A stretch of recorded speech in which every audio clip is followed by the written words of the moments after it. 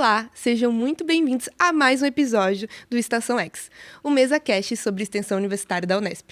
Eu sou Tainá Santana e estou aqui com meu companheiro de viagem, o professor Raul Borges Guimarães, pró-reitor de Extensão Universitária e Cultura da Unesp, aqui no estúdio da TV Unesp. E aí, Raul, preparado para mais um episódio? Tudo bem, Tainá? Vamos em frente? Tudo certo, vamos lá. Lembrando que você também pode nos acompanhar pelo YouTube da PROEC e pelo seu stream de áudio favorito. Não se esqueça de se inscrever no canal e ativar o sininho para não perder nada. E aí, Raul, que tal apresentar nossos convidados de hoje?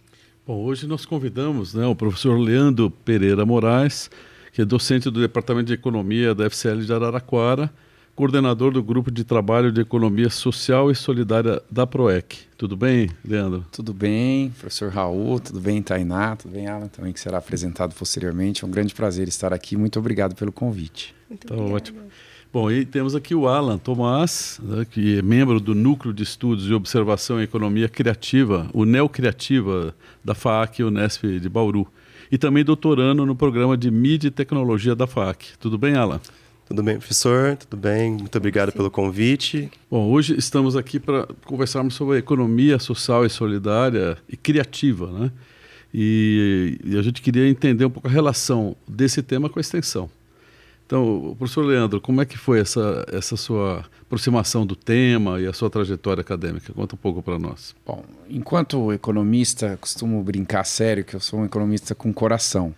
Então, a economia social e solidária me pegou, digamos assim, já de um tempo, enquanto área de pesquisa, de ensino, mas, sobretudo, ela se completa na extensão, porque ela tem a ver com um conjunto de atividades que se faz, né, na comunidade, que se faz com as pessoas. Então, existe uma relação, eu diria até umbilical, entre as ações de fato das organizações de economia social e solidária com a comunidade, com o desenvolvimento local, em termos de geração de trabalho e de renda, mas não só olhando o econômico, mas também com uma interação entre o social, o político, o ambiental e o cultural. E aí entra a economia criativa se relacionando. É claro que, do ponto de vista teórico, conceitual, há visões, percepções diferentes de entendimento, né, de definições, etc. Mas uma boa parte da economia criativa se contempla também na economia social e solidária e vice-versa, como a gente vai tentar desenvolver aqui nesse bate-papo de hoje. O Alan, você chama de economia criativa, né? E como é que é isso? Como é que foi a sua aproximação com essa questão? Certo. Essa aproximação com a economia criativa ela veio durante a pós-graduação, né, durante o mestrado, ali em Mídia e Tecnologia na FAAC, onde eu ingresso no Núcleo de Estudos e Observações em Economia Criativa. E a gente tenta fazer essa aproximação, como o professor falou, com a comunidade, mas a gente trabalha com uma perspectiva um pouquinho mais diferenciada, que são com os grupos subalternizados, né? Então, verificar como é que esses sujeitos que estão às margens da sociedade, eles conseguem se apropriar desse conceito, né, de uma economia diferenciada, criando e pensando em ferramentas para poder melhorar o seu estado ali de vida. Então, seria também uma coisa que ela vai ali também gerar a questão de empregos, né, de procurar coisas nesse sentido?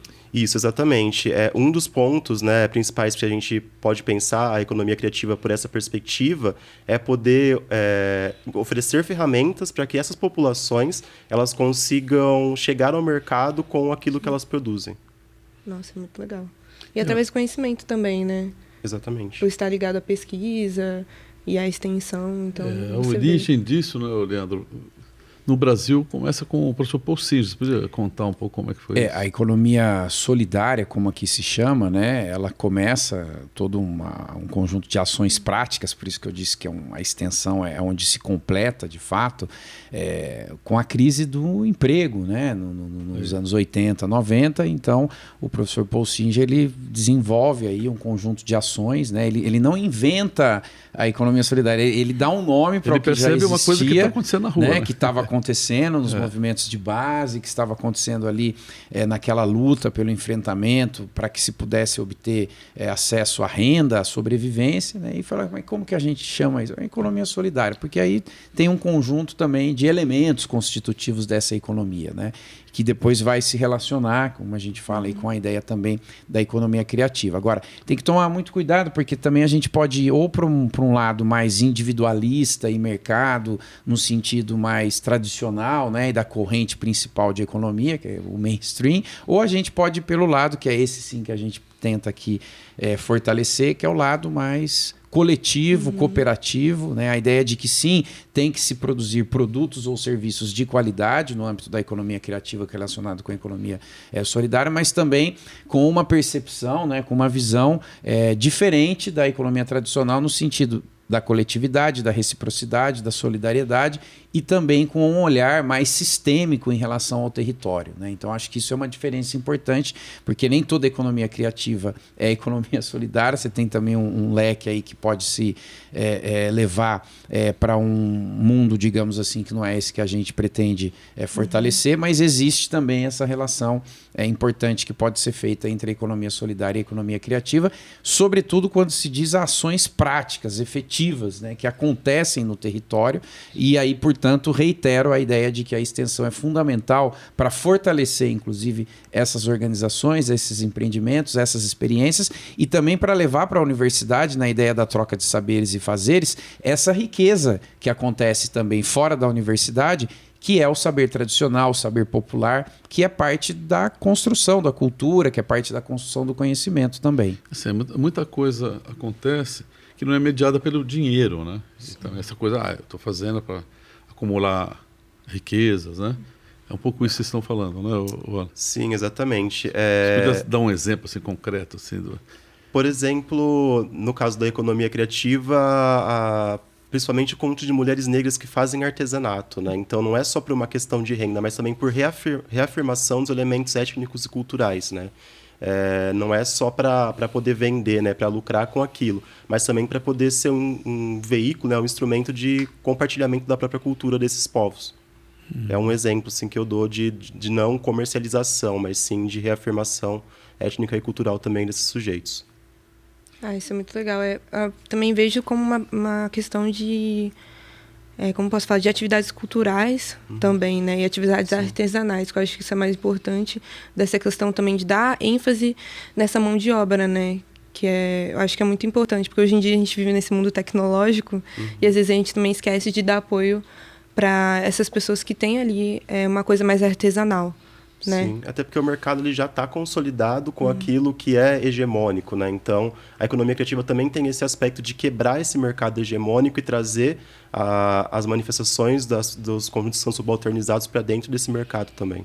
Então aí tem alguma essas características, né? O artesanal, o associativo, é um pouco isso, Leandro? Sim. Mas aqui traços você identificaria, quer dizer, o importante a gente está vendo é um saber produzido lá na comunidade, né? Sim, E a universidade tenta entender, né, o que está sendo feito. A gente sempre costuma dizer que são experiências, né, que acontecem de baixo para cima, né?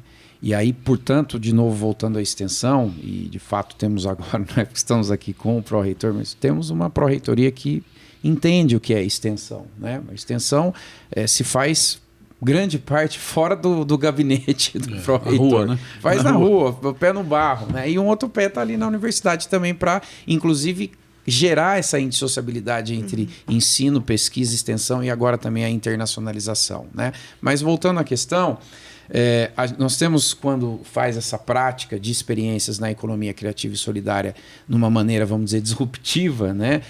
Elementos muito fortes de vínculos territoriais, né? Então, um olhar para o território, um olhar para a comunidade, governança democrática, participativa, isso ocorre. Então, por exemplo, um exemplo prático, real. Você tem lá uma cooperativa que trabalha com um tipo de produção, né, que pode ser material ou imaterial, que pode ser de bens ou de serviços, mas que também dialoga com o aspecto da necessidade de olhar a produção a partir de uma visão de uma relação de trabalho mais sustentável, inclusiva, né, que advoga também a prática de que é necessário pensar a sustentabilidade ambiental em muitos dos momentos, a inclusão social, né, a valorização do patrimônio material e imaterial, inclusive de grupos e populações que, em grande parte das vezes, não têm o que a Tainá falou acesso. dessa coisa de feito à mão, essa coisa importante, né? E a valorização desse saber, justamente. A valorização, né, da produção artesanal, que ali tem um conjunto de valores, de princípios, um conjunto de uma experiência, de uma riqueza que vai passado de gerações, memória. Então entra a coisa material junto com o imaterial. E essa conexão eu acho que é interessante, e isso se faz, né, nessa órbita da vida prática, né? Por isso que a extensão é importante. Parece que nessas temáticas. O tema está mais perto da gente do que a gente imaginava, né, Tainá? Eu falo que está muito perto de mim também, porque além de ser estudante, eu também sou transista, né? Então eu vejo também o trabalho das tranças como um trabalho artesanal, né? Uma Essas coisa tranças artística. Você que fez? Essa não, mas eu faço tranças assim, né? Eu sou transista há mais de 5 anos. Que legal. Então, eu vejo as tranças também como um trabalho artístico e um trabalho ancestral, né? Que tem que ser valorizado, porque esse trabalho também muitas vezes vem de gerações e vem passado de mulheres pretas, né? Então, assim, é uma coisa assim que realmente tem que ser valorizada e que tem que ser ali também dado essa visibilidade, né? Então isso eles chamam de economia social, solidária, criativa, sabe lá com Deus. certeza. Sim, se contempla com os elementos constitutivos do que a gente considera. Que a gente sabe assim, né? Que, às vezes existem disputas, né? Então, não, esse é criativo, esse é social, solidário. E na verdade a gente está falando de algo muito parecido importante essas disputas, eu penso assim, né? O que você acha? Existem diferenças conceituais, né? Sim, então sim. são autores diferentes trabalhando com conceitos diferentes, mas a essência é a gente fugir daquilo que é hegemônico, né? Traz mais uma vez aquele conceito que o professor disse de disruptivo, né? De quebrar a norma que a gente já tem de um mercado consolidado, que é hegemônico e que tem os seus sujeitos já destacados para conseguir ter esse acúmulo de capital, tanto capital financeiro como também o capital social. É isso que eu estava pensando também, trazer esse conceito crítico, né? Para dentro também dos projetos de extensão como um aliado, para fugir quebrar essa bolha. Exatamente. Né? Eu acho que isso é o principal também. E essa coisa dos modelos já prontos. Então, você vê, eles têm autores diferentes, mas os autores têm que ser solidários também. E não ficar disputando. Não. Sim. Esse território é meu, aquele ali é território acadêmico, né? Que é uma coisa muito tradicional. É interessante no campo acadêmico, está falando dos autores, que mesmo aqueles que trabalham essa ideia da economia solidária, da solidariedade, algumas vezes não são solidários em tentar incorporar autores ou visões que se complementam, não aceitam. Né? Se complementam, mas não aceitam trabalhar essa visão. Né? Conheço autores que dizem, olha, você não pode misturar a economia social solidária com a economia criativa. Agora eu vejo que há uma intersecção em um conjunto de práticas e experiências da economia criativa que são, né, economia solidária. Estamos falando agora, por exemplo, né, a Tainá deu o exemplo Legal, a história das tranças. Né? Das tranças. Imagina você faz uma associação, uma cooperativa de mulheres pretas que fazem as tranças e que com isso, além de gerar que se encontram, que trocam experiências, que pensam o seu território, que pensam medidas e ações para participar da co-construção da política pública local, que geram renda, que também vendem não só um serviço bonito, tal, mas que também tem uma cultura, tem uma história, tem uma experiência, tem uma memória. Então você está trabalhando também a transversalidade dentro da questão de que não é só a geração de renda, não é só que é muito, mas também não é só a questão do que você está passando, de manter uma cultura, de tal. Então trabalha um leque de questões que vai do econômico, passando pelo social, político, cultural, né? E por que não também ambiental. Então é daí a riqueza, inclusive para entender este campo de prática e também de estudo, tá? Dentro da universidade e trabalhando economia criativa, em que você há diferentes departamentos que às vezes não se conversam e que tem ali, né, uma possibilidade de uma conexão, de uma relação, né, muito frutífera para fortalecer, para contribuir com o aprimoramento de inúmeras possibilidades reais, práticas, efetivas de se fazer economia criativa, social e solidária nos respectivos territórios. Pense a Unesp, quantas unidades ela tem em quantas cidades. Imagine, dá para se fazer muita coisa que a gente nem imagina, né, neste campo de ações e práticas e fazendo de fato a indissociabilidade entre ensino, pesquisa, extensão e internacionalização. Legal. Mas a Tainá falou das tranças. Você podia dar um exemplo nessa área das mídias, que você estudou a produção de mídias, né? De grupos subalternizados, é isso? Por exemplo, algumas iniciativas, eu sei que já tem uma questão histórica, né, das imprensas negras, mas com o avanço tecnológico e midiático, a gente tem, por exemplo, iniciativas de imprensa negra trabalhando também no campo dessa economia criativa. Então, são sujeitos negros que estão se formando nos cursos de comunicação, estão montando veículos contra-hegemônicos, né, para realmente trazer uma narrativa que realmente trate da nossa comunidade, como, por exemplo, uma iniciativa que saiu daqui da Unesp de Bauru, que é o Alma Preta, né, que é um baita do modelo de jornalismo contra-hegemônico, né, que está fazendo uma cobertura totalmente séria e não enviesada sobre os contextos da população negra. Então, do ponto de vista daquelas comunidades. Exatamente. Né? Então, questão de violência policial, questão de... por exemplo, eu escrevi um artigo na época da pandemia, onde o Alma Preta fez um levantamento de casos, por exemplo, de contaminação com a Covid dentro das periferias, porque esse dado ele não existia. Não parecia, né? Então, esses arranjos que a gente tem, né, disruptivos, que também acabam se enquadrando na economia criativa, tem também um papel social, né? Com certeza. Não, eu só ia perguntar para o Alan também, Não, pegando já esse gancho, né? Porque eles vieram também, o Pedro Borges veio na faculdade recentemente, assim, e eles vieram apresentar também manual de redação, né, antirracista. Então foi muito interessante, porque é algo que até então não tinha, né, dentro da comunicação. Então, para você ver, algo que surgiu dentro da universidade, né, e que está agora atuando de outras formas, na né? comunidade. E criando, né? na comunidade. E trazendo de volta para a universidade. Exatamente, né? é um retorno, né, que traz. Mas eu acho que é essa a genialidade da extensão, porque às vezes a gente fica dentro do ambiente acadêmico e a gente não consegue ver o mundo lá fora. A extensão ela proporciona isso, né? Então eu vou pegar toda a teoria e a prática que eu estou vendo dentro da universidade e vou aplicar dentro de um cenário concreto, né? Porque a economia criativa também diz muito isso. Se eu não tiver um cenário concreto para eu poder operacionalizar, não vai funcionar, né? Então, a extensão, eu acho que essa é a genialidade da extensão, por isso que a gente tem que incentivar mais ela. Porque os alunos eles têm essa possibilidade de realmente ver o mundo lá fora, ver as necessidades e criar alternativas, né, narrativas de possibilidade diante de um cenário que realmente existe. Acho que o ponto de partida e de chegada é o mundo real, né? Sim. Então, por exemplo, se é social, solidário, é criativa, quer dizer, fica uma discussão acadêmica. Quer dizer, o que vai responder isso é o que está lá na rua, né? Sim. É a rua que tem que dizer. E também a universidade tem um papel social que deve ser cumprido, né? Se a gente ficar só nessa discussão academicista, né, que a gente fala, não funciona, né? A gente tem que cumprir nosso papel social, que é estar do lado da comunidade, entender os anseios dela e a gente poder retornar esse investimento que a sociedade dá para a gente também dentro do âmbito da universidade pública. Eu acho que o NEL também trabalha muito isso, né? Se você puder falar um pouco pra gente sobre... O NEL Criativa, né? Conta um pouco, como é que surgiu esse grupo? Exatamente. Não vou saber agora ao certo a idade, né, do NEL Criativa, mas ele serve exatamente como um instrumento de observação das manifestações de sujeitos subalternizados e como a gente pode pensar em narrativas de possibilidades para quebrar as perversidades que a gente tem na sociedade, de violência... Então, dentro do grupo, por exemplo, tem pessoas falando sobre questão de tolerância religiosa, sobre também arranjos de economia, né, de mulheres negras. Eu desenvolvo pesquisa, por exemplo, no campo dos algoritmos. Então, realmente são iniciativas que a gente tem de poder subverter esse mercado, que a gente tem, que é o mercado hegemônico mesmo. Legal. E aí o NEPESC, né? Porque o Leandro tem o NEPESC, né?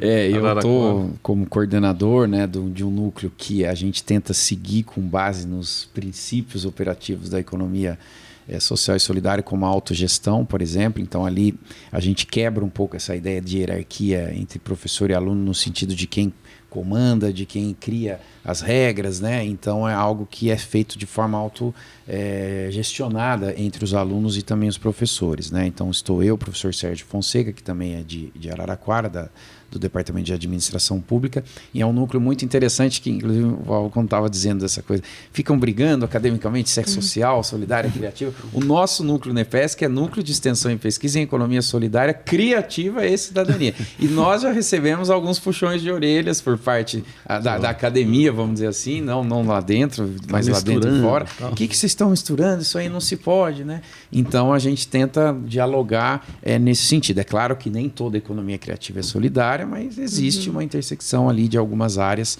e de algumas experiências que podem ser feitas nessa linha, nessa direção.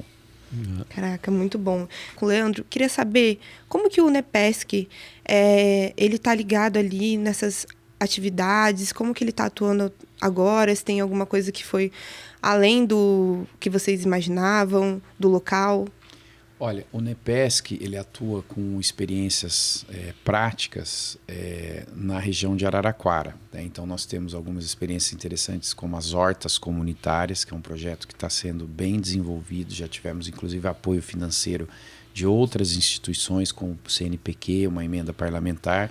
Essa é uma área que o professor Sérgio Fonseca, inclusive, vem cuidando com muito cuidado, com muita ênfase, porque ali, inclusive falando, né, na questão criativa, a gente sai um pouco dessa ideia só do que o criativo é tecnológico e tal, mas a gente entra no campo do que se chama de tecnologias sociais. E as hortas comunitárias, através da ação do Unepesc, principalmente pelo ímpeto ali, trabalho do professor Sérgio Fonseca, foi catalogada pela Fundação Banco do Brasil como uma tecnologia social. Que legal, hein? Né? É uma tecnologia social. Então, nós temos ali 150 famílias com 150 hortas nos seus quintais. São urbanas, hortas urbanas, numa região bastante periférica de Araraquara, onde não tinha perspectiva, né, de vida, de alimentação, de coisas básicas. Tá? E aí, através de um aluno que também é um grande líder comunitário, que é o Flávio Dino, que se chama de Preto, ele tem um trabalho muito legal que foi fortalecido, né, pelas ações de extensão do Unepesc. Tem também outros empreendimentos que trabalham, como, por exemplo, Mãos que Criam, que também é algo criativo, porque são as mulheres que produzem na área do vestuário, têxtil, né? Também tem. Em casa, elas trabalham em casa. E trabalham em casa, e agora eles têm uma área que a própria prefeitura cedeu para elas montarem, porque agora se criou em Araraquara a incubadora pública de economia solidária. Né? Então tem um espaço para que se incube. Araraquara tem uma história muito grande. Araraquara tem uma história muito grande, importante nessa área de economia solidária, porque existe uma sensibilidade por parte do poder público local e uma relação muito próxima com o campus de Araraquara, com a universidade, em onde a gente trabalha conjuntamente ali nessa troca de saberes e de fazeres. E na área mais de tecnologia tem uma experiência muito legal também, que é a Morada Car, que é uma cooperativa, né, que faz serviços como Uber, só que sem essa perspectiva da uberização do trabalho, que se entende por precarização do trabalho, né? Então, que é gerido também um sistema local, por cooperativa, sistema local. Agora, vale dizer também que, saindo de Araraquara, nós temos, no âmbito da Unesp, através do grupo de trabalho de economia social e solidária, que eu estou coordenando no momento, que é ligado à PROEC, que tem um apoio fundamental institucional da PROEC, ações que nós estamos mapeando em todas as unidades. Temos agora, né, de 14 a 16 unidades que já estão ali conosco, que tem professores representantes conosco. Aqui em Bauru, por exemplo, nós temos a honra e o privilégio de ter o professor Juarez, que é nosso representante, né, daqui. E tem experiências fantásticas, que se eu fosse ficar falando, que a gente passaria. Quantas unidades? São 16 cidades. Nós temos ali, né? de 14 a 16, né, municípios, né, onde a Unesp está atuando, que tem professores que fazem parte desse nosso grupo. Nós estamos numa fase agora de mapear esses projetos de extensão e o que a gente está chamando de um mapeamento do ecossistema também, desses projetos, dessas respectivas unidades, porque existe essa ideia de dizer, esses projetos que, né, são financiados por projetos de extensão dos professores e professoras dos seus departamentos e das suas unidades, com quem que eles estão dialogando fora da Unesp, né? Então está aparecendo coisas assim, muito interessantes, né? E parte importante dessas experiências reais, elas dialogam com o tema da economia social solidária e criativa, né? Então são experiências práticas importantes que a gente está aprendendo e dialogando com a Unesp. E o Alan, o que você vê aqui em Bauru? Você é daqui? De Bauru? Na verdade, eu sou natural de uma cidade vizinha aqui, de Barra Bonita, né? Eu vim para Bauru para poder fazer a pós-graduação, aí fiz o mestrado, acabei ficando para cá mesmo. Mas eu acho que no sentido local aqui de Bauru, eu acredito que a grande sacada dessa economia criativa seria a questão de ocupação dos espaços urbanos, né? Porque a construção da cidade, das cidades de forma geral, a gente sabe que tem vários problemas que são históricos, que são sociais.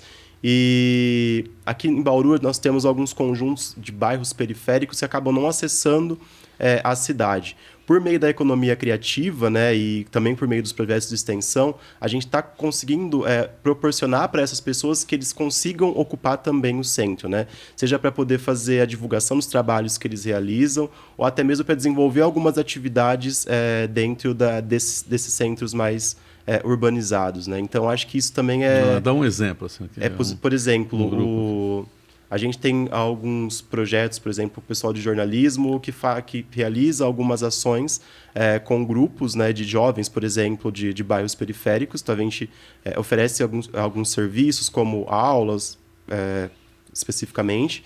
E a gente também tem a possibilidade de trazer eles para dentro da universidade e também ocupar alguns outros espaços, por exemplo, teatro, participar também ali de shows que são oferecidos pela cidade. Então, é uma forma da gente também conduzir esses sujeitos que são das periferias para dentro das cidades também por meio da economia criativa, né? Me conta, olha, quando você estava lá em Barra Bonita, antes de entrar na Unesp, você imaginava que você se envolver com essas coisas? Como é que... eu tinha Qual que era o seu sonho lá? Eu tinha uma inclinação e as coisas acabaram mudando, né? Eu entrei no jornalismo para trabalhar com jornalismo impresso, que acho que é o grande sonho ali, ou é o impresso ou é a TV, né? E aí as coisas foram se configurando, né? Porque eu desenvolvo um trabalho de continuidade, então desde a minha primeira graduação eu trabalho com a população preta brasileira, né? E aí durante essa saída da primeira graduação e ida para a pós-graduação é que chegou realmente essa possibilidade de pensar nesses arranjos, né, por meio da economia criativa. Mas antes não tinha muito isso na cabeça, não. Você também queria, Tainá, ficar com o jornal impresso? Então, quando eu entrei, eu realmente pensava bastante em redação também. Eu era uma pessoa que pensava em redação e assessoria. E aí, depois, com o tempo, a minha visão foi mudando. Eu gostei bastante de rádio. E agora eu tô pensando também bastante no tele, que é algo que eu não queria de jeito nenhum. Imaginava. Não, eu não queria. Eu falava, meu Deus, eu não quero. Não me vejo nesse local, né? Então, para ver como a gente entra de um jeito, né, e sai de outro, e ver outras possibilidades, igual o Alan fala muito disso também, né? Que eu acho muito legal. E é uma pessoa que, tipo, tá fazendo doutorado agora, né? Então, aí você vê também uma carreira acadêmica se formando. Então, é muito, muito legal ter essa visão mesmo.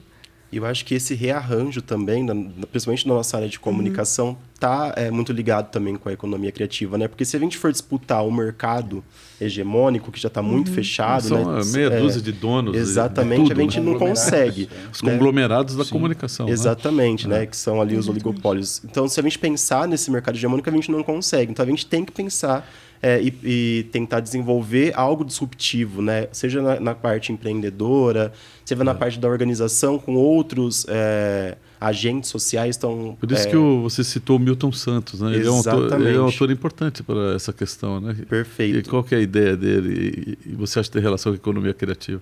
No campo da economia criativa, né, nós, Neocriativo, nós trabalhamos com as categorias de análise do Milton Santos. Né? O que seriam essas categorias de análise? Seria você observar a realidade concreta por meio de 3 narrativas, que seriam as narrativas de perversidade, fabulação e possibilidades. Né? É muito comum que dentro da academia a gente pense muito nas narrativas de perversidade e de fabulação. E eu vou explicar o que são elas, assim. Perversidade, por exemplo, eu pesquiso relações étnico-raciais, né? Então falo sobre a população preta brasileira. Se eu fazer essa pesquisa, né, por meio pela da perversidade, que seria a violência, vai ser, né? o silenciamento, a violência. Exatamente, vou reforçar um ideal de preconceito. Fabulação, o que seria essa fabulação? É o que foi criado a respeito da figura dos sujeitos negros. Também vou cair no preconceito, né? Também vou cair naquilo que já é de praxe da sociedade brasileira. O lugar que foi dado a ele lá. Exatamente. O que me interessa são as possibilidades. Então, o que eu posso fazer e o que a minha comunidade que já está acontecendo, né? Exatamente, pode fazer. Porque o povo não está esperando, né? Perfeito. Aí que entra também a economia criativa, né? De não esperar, de não depender apenas daquilo que é hegemônico, daquilo que é consolidado, mas sim de você ter um pensamento disruptivo e conseguir construir arranjos que partem da sua própria comunidade. E o que é mais interessante nesse ponto também, e que eu trabalho bastante com meus alunos, né, quando a gente fala sobre extensão, é que a extensão ela tem que vir como uma forma de oferecer ferramental para essas populações, porque a produção por si só, de uma forma ancestral, essas populações já sabem fazer. O que elas não têm é acesso ao ferramental. Então, o que eu posso fazer com aquilo que eu estou produzindo? E aí que entra a universidade. E eu acho que é isso que é tecnologia também, né? Perfeito. Porque a gente fala só de tecnologia e pensa só na era da informação, na era dos dados. E não, a tecnologia ela é algo ancestral. Sim, elas são essas ferramentas que foram criadas há muitos anos atrás, né? E elas são colocadas em prática, né? Ao longo da história, se você for parar para ver. E a tecnologia está ligada a tudo, né? A língua... a todas essas questões assim que o a gente processo vê de agora. trabalho. Né? Sim, com certeza. O nosso problema é acesso ao ferramental, mas a composição a gente sabe fazer. Então, acho que essa é a principal sacada. Mas eu queria que você desse um exemplo bem concreto, uma coisa que te tocou no fundo, assim, que você encontrou lá numa comunidade. Tá, que está ligado a essa possibilidade. Tá. Dá um exemplo. Eu sou muito da perspectiva da educação, né? Então, eu fiz jornalismo, mas ali já no Você segundo é professor ano... nato. Exatamente. No segundo ano, eu já queria ir para a docência. Eu acho que o que mais me tocou foi uma experiência que a gente teve quando a gente tinha um trabalho de extensão na minha primeira graduação no curso de jornalismo, que a gente atuava com uma periferia lá do bairro de Jaú, e a gente fazia quinzenalmente algumas atividades, né, com essa população. Então, oferecia serviços, né? Como a universidade que eu fiz, ela tinha curso de saúde e tal, então essas pessoas faziam trabalhos segmentados, e nós da comunicação, a gente trabalhava ali mais com cursinho pré-vestibular e tudo mais. E algumas palestras também para falar sobre violência de gênero, violência racial. E durante essas atividades, né, a gente atuou ali praticamente no primeiro semestre, tinha uma mulher negra que ela não tinha concluído o ensino médio ainda, e a gente começou a trabalhar com ela, a gente viu que ela estava muito interessada, e aí ela falou, eu quero terminar o ensino médio e talvez ingressar na universidade, mas eu não sei se é um espaço para mim. E aí é que entra a extensão universitária mais uma vez, e o trabalho também com esses grupos subalternizados, né? Então, por meio da nossa atividade ali, a gente conseguiu, por exemplo, incentivar que ela continuasse fazendo o artesanato dela, e depois ela terminou o supletivo, né, que concluiu o ensino médio, e hoje acho que ela está para se formar já no curso de Direito. Né? Então, ela paga o curso de Direito dela com o artesanato que ela faz. Então, eu acho que essa é uma das maiores experiências que eu tenho, assim, práticas mesmo, da contribuição social da extensão universitária. Transformação. Transformação, exatamente. Sim. Eu acho que tem isso também, a transformação de vida que ela pode proporcionar. Com certeza. E agora, falando para o Leandro também, a partir dessa transformação, como a tecnologia social está interligada ali, como que ela pode também transformar, né, estando nesses projetos? Eu acho importante estar ouvindo aqui vocês, né, a questão da tecnologia social, e hoje se fala muito também da inovação social, né? A produção da ciência, do conhecimento, não é, e da própria tecnologia, da inovação, não é neutra, vamos dizer assim, né? E se a gente pretende levar isso para que, de fato, em se falando de extensão, ocorra a transformação social, comunitária, da onde a gente está, né? O que tem que se discutir, você falou do acesso, é a forma e as condições de apropriação da produção do conhecimento, né? Por todos, da tecnologia, da inovação, por todos, né? Então, a ideia de tecnologia social e inovação social é algo que vai no sentido de, primeiro, que seja possível se fazer para atender demandas sociais concretas, né? Então, não se faz uma crítica à tecnologia, ao avanço da ciência. Não, se faz uma crítica ao avanço da ciência e da tecnologia para reforçar o modelo hegemônico e a concentração, a centralização, a desigualdade. Hoje a gente vive um contexto paradoxal. De um lado, nós temos um momento de um profundo avanço científico, tecnológico, econômico, financeiro. Mas, por outro lado, ainda há uma desigualdade enorme, uma concentração enorme, E a questão, por exemplo, que eu acho que é uma das mais básicas da sobrevivência, né, é a alimentação. Nós temos capacidade de produzir alimento para 10 bilhões de pessoas num mundo com 7, alguma coisa, quase 8, e 2 bilhões passam fome diariamente. Então, que modelo que é esse? Não passa pela questão de oferta, passa pela questão de acesso. Né? Então, a tecnologia social e a inovação social ela vem para tentar quebrar esse paradigma no sentido de que é necessário que se produza conhecimento, a extensão, de novo, é fundamental, que se produza tecnologia, que se produza avanços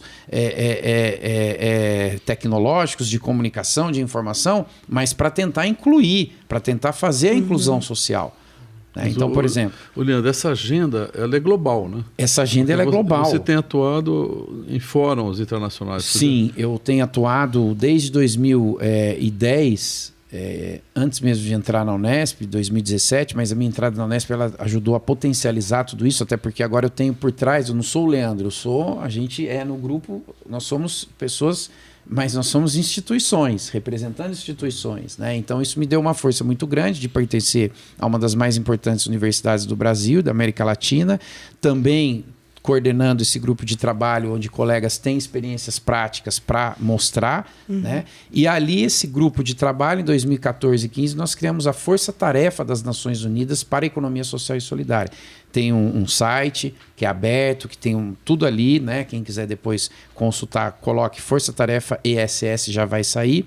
E neste ano de 2023, depois de um tremendo trabalho político, diplomático, envolvendo um grupo internacional, né, muito interessante, se aprovou agora, em 2023, a primeira resolução na história da ONU, que se chama Resolução para Fortalecer a Economia Social e Solidária e Desenvolvimento Sustentável. Super legal, né? E você esteve lá participando. E né? eu tive a honra, a satisfação, né, uma experiência fantástica de estar ali participando.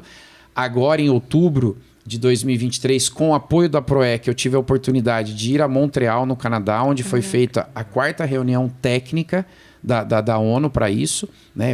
Primeiro eu fui chamado pela ONU, foi um grupo que por motivos de infraestrutura e também estratégico deles não puderam chamar, né, muitas pessoas e instituições, mas tive o privilégio, né, no bom sentido da palavra, de ter sido chamado e a PROEC me ajudou financeiramente para que eu pudesse participar. E ali se esboçou uma agenda global nessa área de economia social solidária e também colocando E o Brasil criativa, é referência nessa. né? O Brasil é referência, costumo dizer, primeiro porque na linha da economia solidária, a gente, com o Paul Singer, nós somos uma referência de como se tentou construir uma política pública de economia solidária transversalizada, de baixo para cima, com a incorporação dos atores protagônicos do território. Né? Tá certo que logo depois... Não vamos tratar disso. Destruir tudo. Tentaram não. Fomos também, né, nos últimos 4, 5 anos, a referência também de como se destrói uma política pública de economia solidária, mas agora está se reconstruindo. E interessante, né, que abre, inclusive, nesse contexto da curricularização da extensão, abre um espaço fantástico para o que se pretende fazer nessa fase de reconstrução da economia social e solidária no Brasil, que antes era a Secretaria Nacional de Economia Solidária, agora é a Secretaria Nacional de Economia Popular e solidária. Então, isso abrange porque além do criativo, experiências entre o popular, entre o popular, que aí dialoga com essa questão do criativo, justamente para isso, para incorporar segmentos que fazem parte desse grande grupo que antes não estavam incorporados. Né? Então, a gente vive esse momento de 2023 de boas perspectivas. Na universidade, no âmbito da curricularização da extensão. Em âmbito internacional, com a aprovação da primeira resolução da ONU, que está mexendo com todos os Estados membros, porque eles agora vão ter que discutir uma agenda pública nos seus países, vão ter que discutir institucionalização, vão ter que discutir a questão do financiamento. E tem uma relação desse grupo muito grande com as universidades em todos os países que atuam. Né? Então, também essa discussão do Brasil, aliás... esses dias eu ouvi que esse negócio é muito interessante de colegas de fora que querem entender o que é essa coisa da curricularização da extensão. Terra já logo vai ter um trabalho que você vai ter que explicar para um grupo aí grande de pessoas que querem entender. Pedem para ele assistir o Estação X. Exatamente. Querem entender como, poxa, mas como... Depois disso ele vai entender. Extensão, Depois disso ele vai entender sério, com certeza sério, que aqui a gente trouxe o assunto mastigado, entendeu? Então, e no campo do Brasil, a reconstrução, né, desse desse segmento, desse cenário com boas perspectivas. Difíceis, complexas, não é fácil, não é trivial, mas é importante. E um dos ecossistemas, um dos agentes, atores ou entes mais importantes do ecossistema para fortalecer tudo isso é a universidade via extensão. Não tem dúvidas disso. E para fechar, eu queria perguntar para vocês dois, já puxando esse gancho, quais os desafios da economia solidária e criativa, assim, para colocar em prática? Como vocês têm vivenciado isso? Legal. Quem vai primeiro? Pode ir. Pode ser. Eu acho que o principal desafio é a ausência de recursos, né? Perfeito.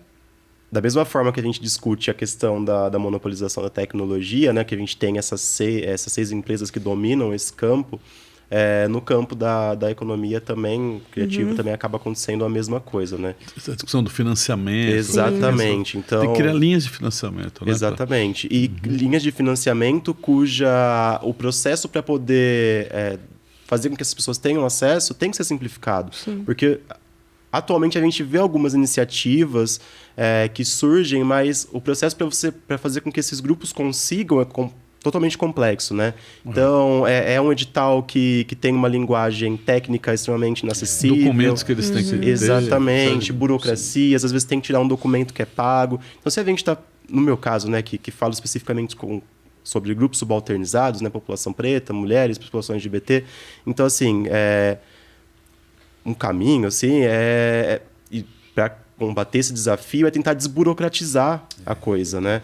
Então, se realmente existe um interesse de promover ações como essa, vamos desburocratizar, vamos possibilitar o acesso, né? Porque essas populações têm uma dificuldade técnica, né, em relação a isso. E aí pode entrar mais uma vez a exceção universitária, né? A universidade pode estar lá para ajudar. No Neocriativo a gente trabalha de certa forma com isso, né? Então a gente pega esses editais que são um pouco mais complexos, né? Até para compreender realmente em conjunto, chama como parceiro. Exatamente, chama como parceiro. E nós que estamos dentro da universidade, então tem galera da graduação, da pós-graduação, nós que estamos lá dentro, a gente tenta desburocratizar, trazer as experiências práticas desses sujeitos, né? Tudo aquilo que eles já trabalham ali de forma mais simples para colocar dentro desses editais para suprir na verdade, para vencer esses desafios que estão voltados para a burocratização.